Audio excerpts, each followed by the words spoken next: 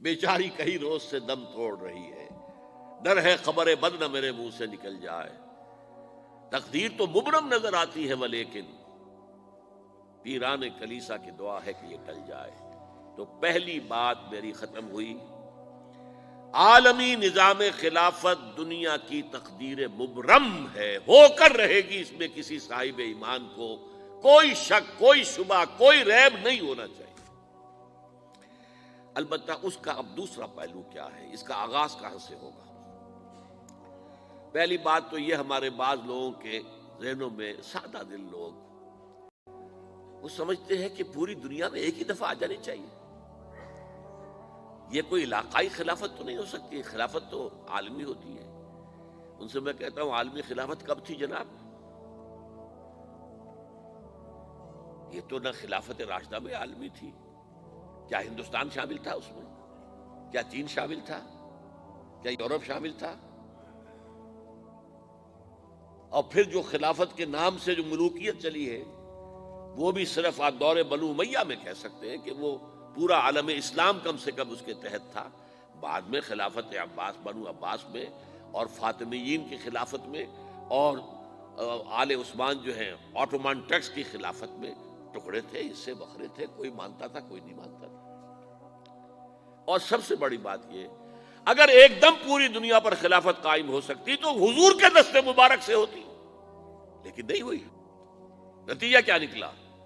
ایک ملک میں حضور نے قائم کر دی، جزیرہ نما عرب، یہاں خلافت قائم ہو گئی، حضور خلیفہ ہے۔ اس کے بعد آپ کے خلفائے راشدین نے پھر اس کو وسعت دی، شرقاً غرباً شمالاً۔ 3 کالمز نکلے ہیں فوجوں کے، صحابہ کرام کے، 3 کالمز، ایک ایسٹ ورڈ، ایک ویسٹ ورڈ، ایک نارتھ ورڈ۔ ایک عراق کو فتح کرتے ہوئے ایران میں پہنچ گیا، خراسان تک چلا گیا۔ ایک شام کو فتح کرتے ہوئے اور پھر سینائی پیننسولا سے ہو کر افریقہ میں داخل ہوا اور اٹلانٹک تک پہنچ گیا۔ تیسرا سیدھا شمال میں گیا، لیکن یہ زیادہ دور نہیں جا سکتا تھا، کوکیشین ماؤنٹینز آ گئے، کوہ قاف۔ اس زمانے میں تو یہ یوں سمجھیے کہ امپیسیبل تھا نا، کوہ قاف، لہذا وہاں آ کر رک گیا۔ اب بھی یہ ہوگا، کسی ایک جگہ سے شروع ہوگا پھر پھیلے گا، اس کے سوا کوئی چارہ کار ہے ہی نہیں۔ اگر ہر جگہ پوری دنیا میں ایک ہی وقت میں ہو سکتا تو حضور کے دست مبارک سے ہوتا صلی اللہ علیہ وسلم۔ اب وہ نقطہ کون سا ہوگا، نقطہ آغاز کون سا ہوگا؟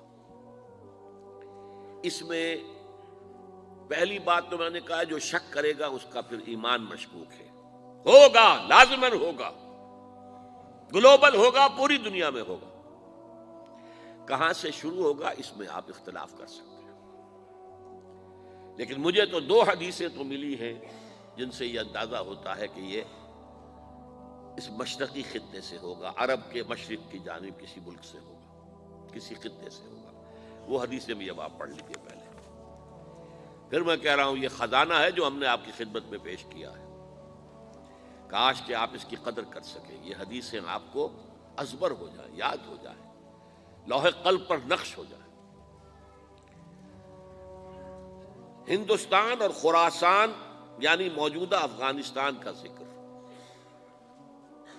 ابن ماجہ کی روایت ہے، عن عبداللہ ابن الحارث رضی اللہ تعالی عنہ قال رسول اللہ صلی اللہ علیہ وسلم یخرج ناس من المشرق یؤتئون للمہدی یعنی سلطانہ، یعنی سلطانہ، دونوں طرح سے پڑھ سکتے ہیں۔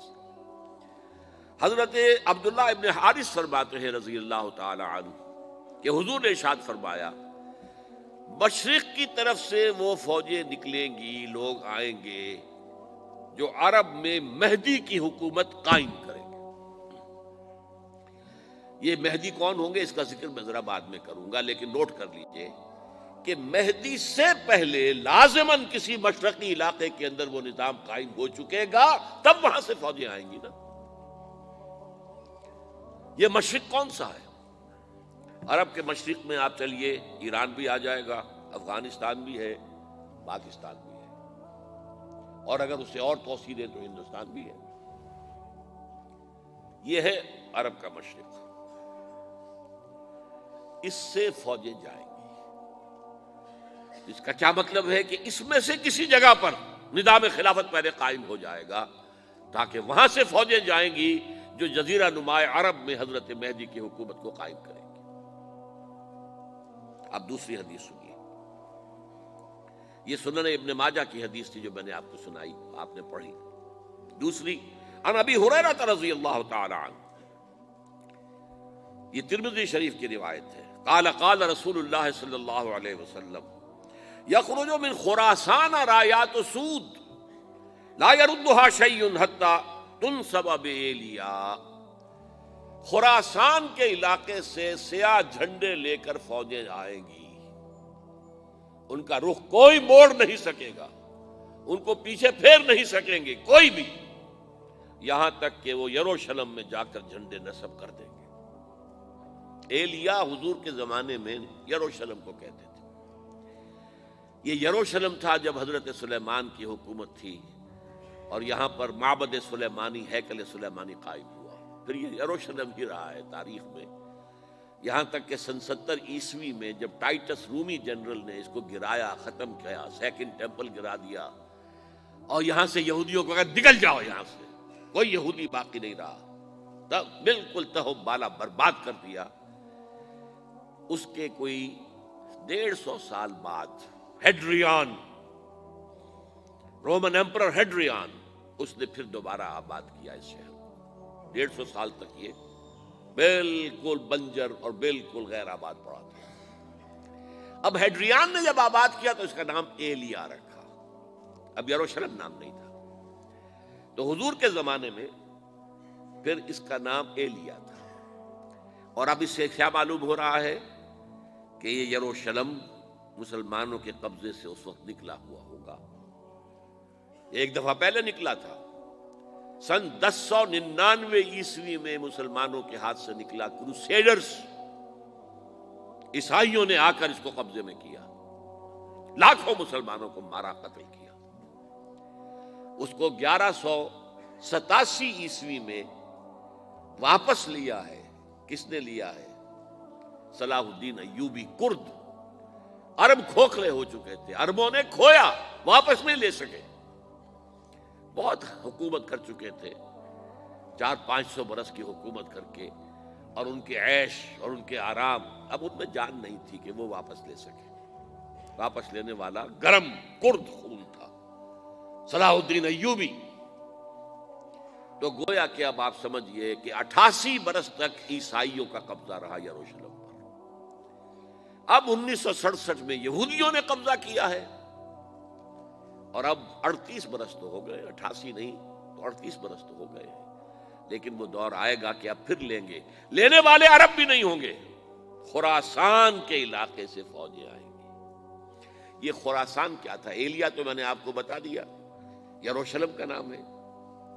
خراسان اس زمانے میں ایک بہت بڑے ملک کو کہتے تھے، کچھ حصہ پاکستان کا بھی اس میں شامل ہے، کچھ حصہ ایران کا بھی ہے، ایران کے اس حصے کو اب بھی خراسان کہتے ہیں، وہ ایک صوبہ ہے، خراسان ایک صوبہ ہے ایران کا چھوٹا سا۔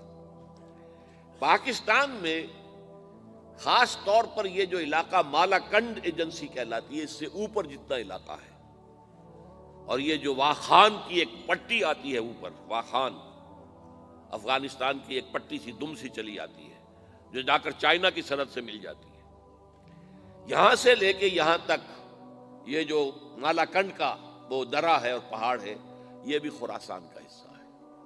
باقی تقریباً 2/3 آف افغانستان، ساؤدرن حصہ نہیں ہے خراسان کا حصہ، یہ سیستان کہلاتا تھا، یہ خراسان نہیں ہے، لیکن یہ کہ اوپر کا 2/3 آف افغانستان، اور اس کے ساتھ یہ جو عرب، جو اب یہ ترک ممالک آزاد ہوئے ہیں سوویت یونین کی ڈسولوشن کے ساتھ، یہ سارا علاقہ کہلاتا ہے خراسان بزرگ، دی گریٹ خراسان۔